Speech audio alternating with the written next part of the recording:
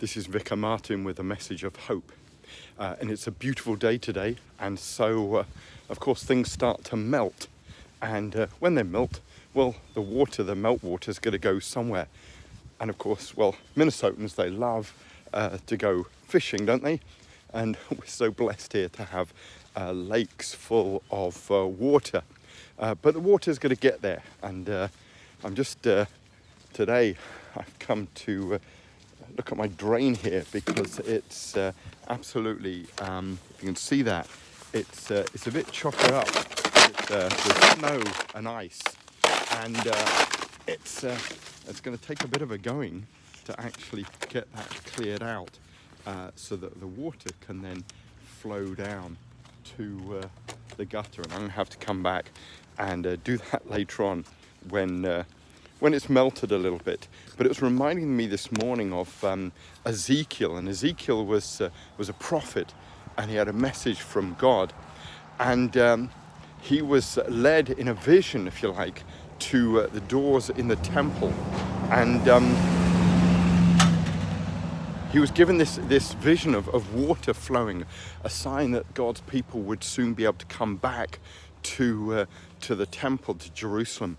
And in Ezekiel 47:9, Ezekiel writes, "Wherever the river goes, every living creature that swarms will live, and there will be many fish." He's given that real message of hope that the water will start flowing again. And I think it's the message of hope we have, that it's the end of winter when things become brown again.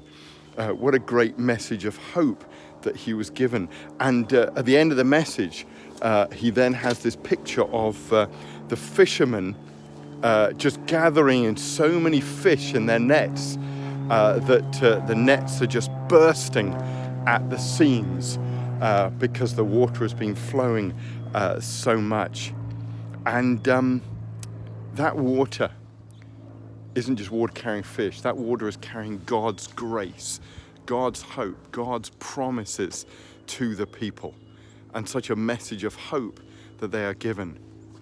And so as we go through today, as we see that water that's flowing, as we see a lot of the brown mushy stuff that we tread in, let's be reminded of that hope that is there, the hope that water will begin flowing, and it brings God's grace, God's love, God's mercy into our lives.